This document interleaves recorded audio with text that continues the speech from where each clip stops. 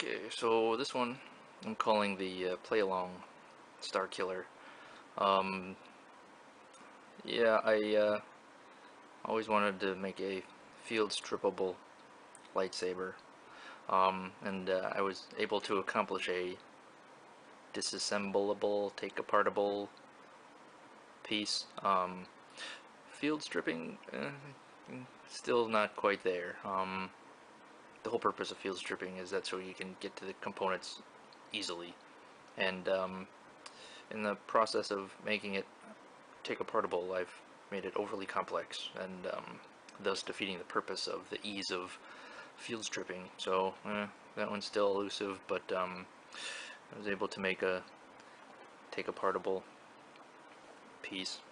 So more so than I've seen before. But then again, I've been trying. This is like my 5th attempt at a lightsaber that you can take apart into its components. So who knows? Maybe I'll get it someday.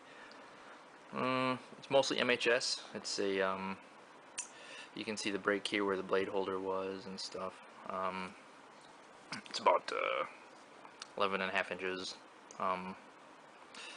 Yeah, so pretty much the whole point is so that I wanted to use the MHS outer diameter.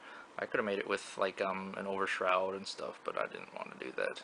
And plus there's always that ready-made Graflex head, so figured I'd try to use that. A couple other cues that I was using was the visual dictionary. There's lots of very, very nice reveal guts and stuff out there, but wanted to break it down into its very basic components. Got 2 crystals in there, plus the brass and energy channel and stuff, and you'll see that in a second. But yeah, the grips is just heat shrunk rubber that was shrunk down to fit the outer diameter of MHS, and then I sliced it into strips and then just craggled them on. So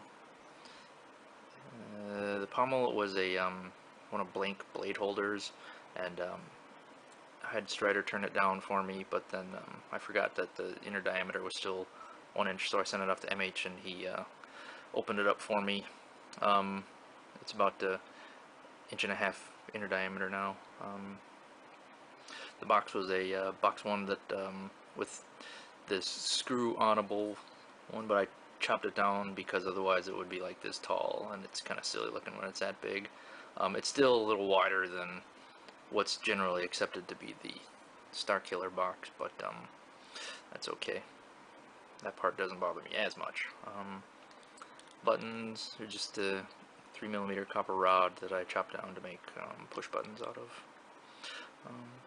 So the goal was so that there was no having to futz with wires or anything, and I was able to at least accomplish that. The components all go together and there's no wires or anything sticking out. They're used quick disconnects and the momentary tactile switches, and again these are just plungers that go through, but yeah, so no exposed wires except for in the actual core. It comes apart in 2 sections, but that's just to get to the CF V7, which is my first time using a V7. Ooh, holy cow, it's a lot more complex than my ancient V3s and V4s that I'm so used to. But yeah, it was nice. I was able to use that.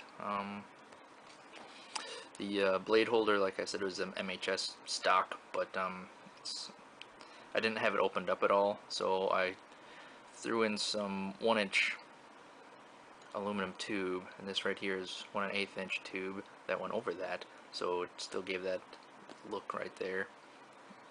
You can't really see, but it is stepped a little bit right in there. And then chopped this out, chopped this out, chopped this out.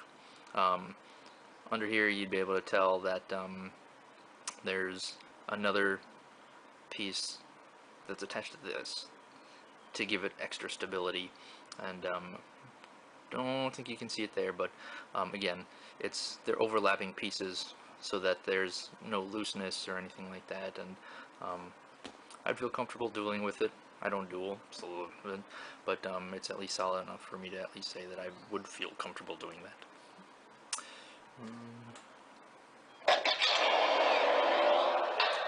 Still all the stock V7 sound fonts.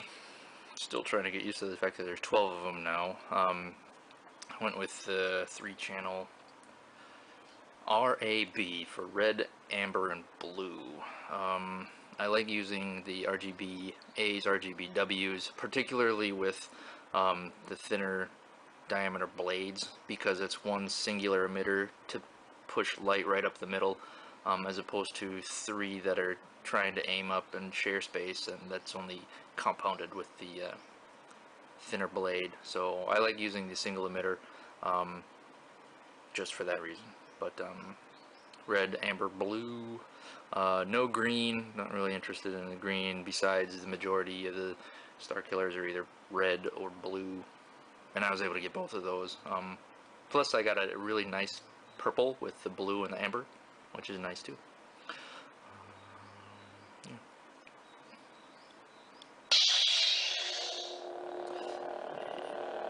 So this right here, I don't know if you can see, that's just acrylic rod that is part of the niceness and stuff, so the LED is in here, but we'll see when we take it apart, but basically blocks out all the light and just concentrates it into this right there, so it still looks like, you know, energy going through the energy things. I forgot what they're called. I should have really researched that so I have something to talk about during the video. That looks really cool to me. It looks sort of molten. It's the top of a soy sauce bottle.